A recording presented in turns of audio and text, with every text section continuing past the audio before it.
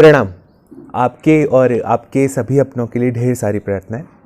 आज हम बात करने जा रहे हैं अस्थमा पेशेंट्स के लिए योग। ये जो वीडियो है ये 2 पार्ट में होगा। आज इसका पार्ट 1 और कल इसका पार्ट 2 आएगा। पार्ट 1 के अंदर हम बात करेंगे ऐसे 3 आसन जिनसे कि जो अस्थमा के पेशेंट है, जो दमा के रोगी है, उनको स्वास्थ्य लाभ पहुंचेगा। और कल के जो पार्ट 2 आएगा उसमें हम ऐसे प्राणायाम और मुद्राओं के बारे में बात करेंगे जिनसे कि अस्थमैटिक पेशेंट्स को लाभ पहुंचेगा। तो आइए शुरू करते हैं आज का वीडियो। लेकिन उससे पहले अगर आपने हमारे चैनल को अभी तक सब्सक्राइब नहीं किया है तो एक बार इसे सब्सक्राइब ज़रूर कर लीजिए।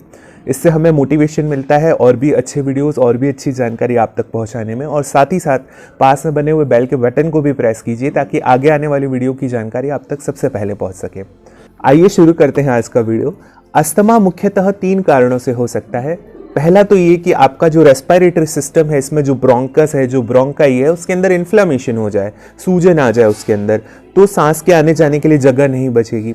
दूसरा कि अगर आपके रेस्पिरेटरी सिस्टम के अंदर बहुत ज़्यादा म्यूकस का या बलगम का प्रोडक्शन हो रहा है तो फिर सांस आने जाने के लिए जगह नहीं बचेगी। तीसरा जो आपका रेस्पिरेटरी सिस्टम है वो कॉन्स्ट्रिक्ट हो जाए, सिकुड़ जाए किन्हीं वजहों से, तो फिर आपके सांस को आने जाने के लिए जगह नहीं बचेगी। कभी कभी जब अस्थमैटिक अटैक आते हैं तो उसमें संकुचन इतना ज़्यादा होता है कि बिल्कुल श्वास ली ही नहीं जा सकती, श्वास अंदर जा ही नहीं पाती है, दम घुटने लगता है। ऐसे समय में फिर पेशेंट को इन्हेलर यूज़ करना पड़ता है जिसमें कि स्टेरॉइड्स होते हैं जो कि उस संकुचन को कम करके एयरवेज को ब्रॉडन करते हैं। तो ये थोड़ी सी बेसिक जानकारी है अस्थमा के बारे में।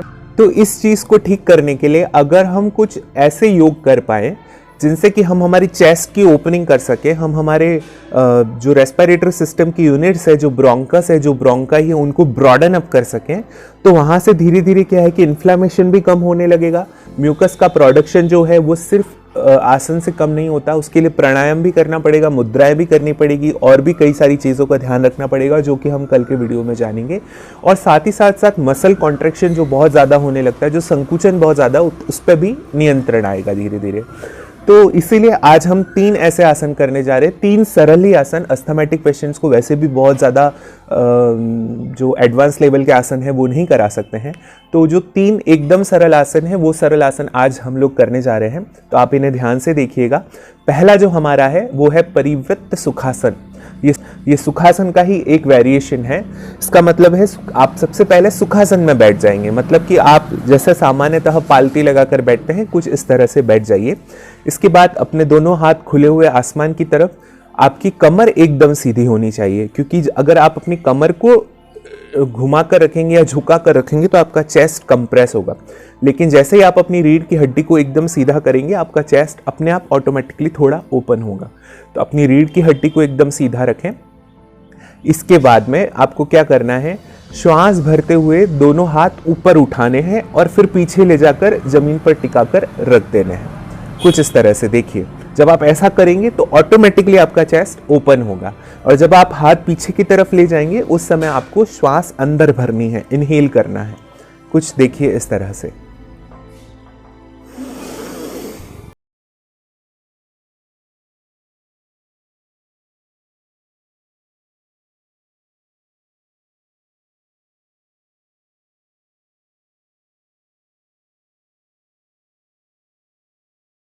नहीं है, आपको हाथ उठाकर श्वास को भरते हुए पीछे लेकर जाना है, दोनों हाथों को जमीन पर टिका देना है और अपने चेस्ट को ओपन करना है वाइड जितना आप कर सकते हैं। एक बार जब आप आसन की स्थिति में पहुंच जाएं तो 5 से 10 सेकेंड आपको उस स्थिति में बने रहना है। वहां पर चाहे तो आप नॉर्मल ब्रीदिंग कर सकते हैं। उसके बाद जब आपसे नहीं रुका जाए आसन की स्थिति में, 5 से 10 सेकेंड हो गए, उससे ज़्यादा होल्ड कर सकते हैं तो और भी अच्छी बात है, लेकिन होल्ड नहीं हो रहा है तो धीरे धीरे एक्सेल करते हुए, यानी श्वासों को बाहर निकालते हुए पुनः अपनी सामान्य स्थिति में वापस आ जाना है। एक बार मैं पुनः आपको ये आसन करके दिखा रहा हूं, देखिए।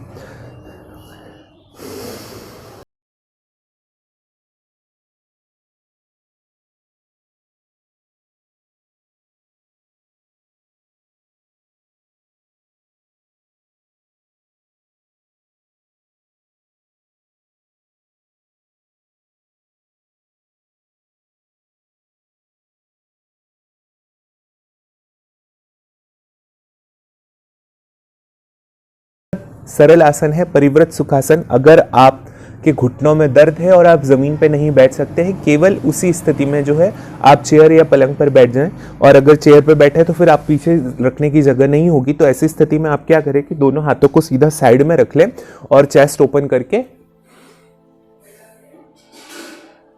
और बाद में श्वासों को छोड़ते हुए धीरे धीरे अपनी सामान्य स्थिति पर आ जाए।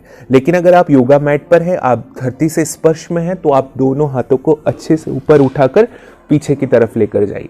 एक बात जो ध्यान रखने योग्य है कि जब आप पीछे जाएंगे तो आपके कंधे जो हैं वो खुले हुए होने चाहिए, इस तरह कॉन्स्ट्रिक्ट नहीं होने चाहिए। ऐसे करेंगे तो कोई लाभ नहीं होगा। कंधों को खोल कर रखिए, कंधों को घुमाकर पीछे ले जाइए और इस तरह से खोलकर छाती को आगे लाइए। तो ये है परिवृत्त सुखासन। ये आपके अस्थमा में तो कार्य करेगा ही करेगा, साथ जो हृदय रोगी हैं उनके लिए भी बेहद अच्छा आसन है, क्योंकि ये हार्ट ओपनर भी है। तो ये है हमारा पहला आसन, परिवृत्त सुखासन। शुरुआती स्तर पे 3 से 4 दिन इसके 3 राउंड्स कीजिए आप कम से कम। फिर धीरे धीरे करके जब आप इसके अभ्यस्त हो जाएं तो इसके राउंड्स को बढ़ा सकते हैं। ध्यान रखने वाली बात यह है कि अगर आपके कंधों में चोट है या कंधों में दर्द है या सर्वाइकल स्पॉन्डिलाइटिस की समस्या है तो बहुत ज़्यादा देर पीछे नहीं रुकना है। आसन की स्थिति में गए और फिर तुरंत ही एक्सेल करते हुए या श्वासों को बाहर निकालते हुए पुनः सामान्य स्थिति में आ जाना है। तो ये है परिवृत्त सुखासन। ये हमारा पहला आसन है। ये आसन जो है कोविड पेशेंट्स के लिए भी बहुत अच्छा है। कोविड के रोगियों में अगर आप कोविड से बचना चाहते हैं, अपनी इम्यूनिटी को स्ट्रॉन्ग करना चाहते हैं, तो उसमें भी ये आसन बहुत काम का है। कोविड के लिए और इम्यूनिटी स्ट्रॉन्ग करने के लिए मैंने पहले भी एक वीडियो बनाया जिसमें मैंने कुछ आसन बताए हैं जो आप कर सकते हैं। अगर आपने वो वीडियो नहीं देखा है तो ऊपर आई बटन में वो वीडियो आ रहा होगा, वहाँ जाकर आप वो वीडियो देख सकते हैं। आइए अब हम हमारे दूसरे आसन की तरफ बढ़ते हैं। हमारे दूसरे आसन का नाम है सर्पासन। ये आसन कुछ भुजंग आसन जैसा ही है, लेकिन भुजंग आसन में क्या है कि हम अपना हाथ जो है चेस्ट के पास रखते हैं, लेकिन सर्पासन में हम अपने हाथों का सपोर्ट नहीं लेते, हाथों को पीछे की तरफ बांध देंगे। इस आसन को करने के लिए सबसे पहले आपको अपने पेट के बल लेट जाना होगा। देखिए कुछ इस तरह आप लेट गए, अपने हाथ दोनों सामने इस तरह रख लीजिए। इसके बाद दोनों पांवों में कंधों के बराबर डिस्टेंस होना चाहिए और जो आपके टोज हैं वो टक नहीं होने चाहिए, कुछ इस तरह से नहीं होने चाहिए, बल्कि आपके जो पाम हैं वो आसमान की तरफ खुले हुए होने चाहिए। अपने टोज को रिलैक्स करके रखिएगा। इसके बाद में आपको क्या करना है कि अपनी ठुड्डी को जमीन पर टिका लीजिए और दोनों हाथों को पीछे कमर पर इस तरह से बांध लीजिए। अगर आप भुजंगासन करते हैं तो आप दोनों हाथों को चेस्ट के पास रखते हैं, लेकिन जब हम सर्पासन कर रहे हैं तो हम अपने दोनों हाथों को कुछ इस तरह पीछे बांध लेंगे।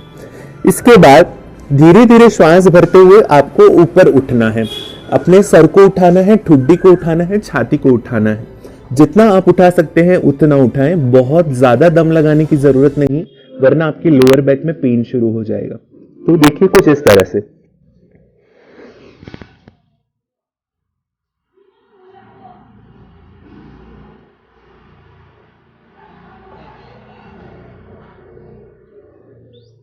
ये है सर्पासन। एक बार जब आप आसन की स्थिति में आ जाते हैं तो आपके जो दोनों हाथ हैं वो थोड़े से ऊपर उठ जाएंगे। इनको नीचे मत रखिए, नीचे रखेंगे तो चेस्ट की ओपनिंग प्रॉपर नहीं हो पाएगी। थोड़ा सा ऊपर रखेंगे तो चेस्ट अच्छे से ओपन होगा। आपके पांवों को खिंचा हुआ रखना है, एकदम ढीला छोड़कर नहीं रखना है, कुछ इस तरह से। आसन की स्थिति में आने के बाद आप जितनी देर तक श्वास सामान्य तौर से ले सकते हैं लेते छोड़ते रहें। जब आपसे आसन की स्थिति में बना रहना असंभव लगने लगे तो श्वासों को छोड़ते हुए पुनः धीरे धीरे अपनी सामान्य स्थिति में आ जाए। ये है सर्पासन। सर्पासन के आपको शुरुआती स्तर पर 3 राउंड करने हैं। पहले आपको आसन की स्थिति में आना है, वहां पर 5 से 10 सेकंड रुकना है, या उससे कम संभव हो तो कम देर रुके, ज्यादा संभव हो तो ज्यादा देर रुकें, लेकिन 5 से 10 सेकंड कोशिश करें कि आप रुक पाए। उसके बाद धीरे धीरे वापस अपने सामान्य स्थिति में आ जाए। ये हो गया आपका 1 राउंड।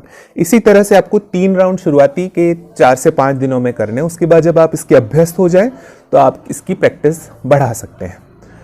ध्यान रखने योग्य बात इसके अंदर ये है कि अगर आपको लोअर बैक में पेन है बहुत ज़्यादा, तो बहुत ज़्यादा ऊपर नहीं उठना, केवल चेस्ट के अपर स्तर तक यानी ऊपरी हिस्से को ही ज़मीन से ऊंचा उठाना है।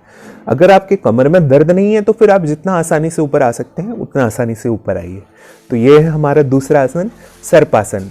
और हमारा तीसरा आसन है जो कि मेरा फेवरेट आसन है। ये चेस्ट ओपनर है, हार्ट ओपनर है और साथ ही साथ कमर दर्द में भी बहुत अच्छा कार्य करता है। तो आपके धड़ के आगे के हिस्से पे भी और आपके धड़ के पीछे के हिस्से पे भी बहुत अच्छा कार्य करता है। इसका नाम है सेतु बंधासन।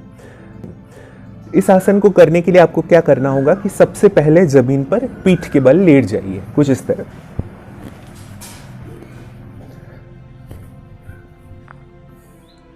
अब दोनों पांवों को घुटनों से मोड़ते हुए जितना हो सके अपने शरीर के पास ले आइए। आपको ये देखना है कि आपकी जो ये मिडल फिंगर है ये आपकी एड़ी को टच कर पाए। अगर नहीं कर पा रही है तो शुरुआती समय में कोई दिक्कत नहीं है, लेकिन धीरे धीरे आप जब इसके अभ्यस्त हो जाएंगे तो ये कर पाएगी। ऐसा होने पर आपको क्या करना है, अपने दोनों हथेलियों को जमीन पर टिका लीजिए। इसके बाद में श्वास भरते हुए आपको आपके शरीर को ऊपर की तरफ उठाना है, लेकिन ध्यान ये रखना है कि आपके कंधे, आपकी गर्दन और आपका मस्तक जमीन पर ही रहेंगे। ये ऊपर नहीं उठेगा, ये नीचे ही रहेगा। और इसके अलावा जो धड़ का हिस्सा है वो ऊपर उठेगा। श्वास भरते हुए ऊपर उठाएंगे। एक बार जब आप आसन की स्थिति में पहुंच जाएंगे तो 5 से 10 सेकंड आपको उस आसन की स्थिति में ही बने रहना है। आसन की स्थिति में पहुंचने के बाद आप श्वासों को सामान्य कर सकते हैं। फिर जब 5 से 10 सेकंड हो जाए तो धीरे धीरे श्वासों को छोड़ते हुए, एक्सेल करते हुए पुनः अपनी सामान्य स्थिति में आ जाएंगे। देखिए कुछ इस तरह से।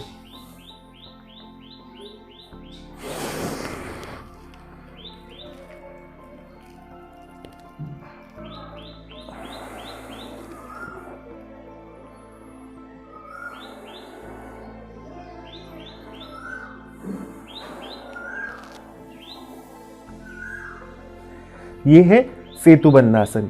कुछ जो लोग स्वस्थ हैं, जो अच्छे हैं, जो काफ़ी समय से योगाभ्यास कर रहे हैं, वो एक काम कर सकते हैं कि जब आप आसन की स्थिति में जाएं तो अपने दोनों हाथों को नीचे से बांध लीजिए। उससे आपका चेस्ट और ज़्यादा ओपन होगा। देखिए कुछ इस तरह से।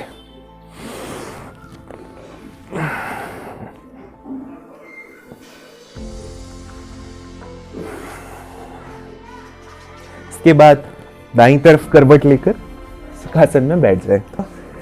तो ये है हमारा तीसरा आसन, सेतु बंधासन। इस आसन के भी आपने शुरुआती स्तर पर 3 राउंड्स करने हैं और फिर धीरे धीरे आप इसकी राउंड्स बढ़ा सकते हैं। तो ये है आज के हमारे 3 आसन जो अस्थमा के पेशेंट्स को बहुत लाभ पहुंचाएंगे। कल के वीडियो में हम देखेंगे कि हम ऐसे क्या प्राणायाम और मुद्राएं कर सकते हैं जिनसे कि अस्थमैटिक पेशेंट्स को लाभ पहुंचे।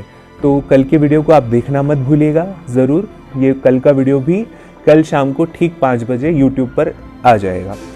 आज इतना ही रखते हैं, तब तक के लिए सर्वे भवन्तु सुखिनः। प्रणाम।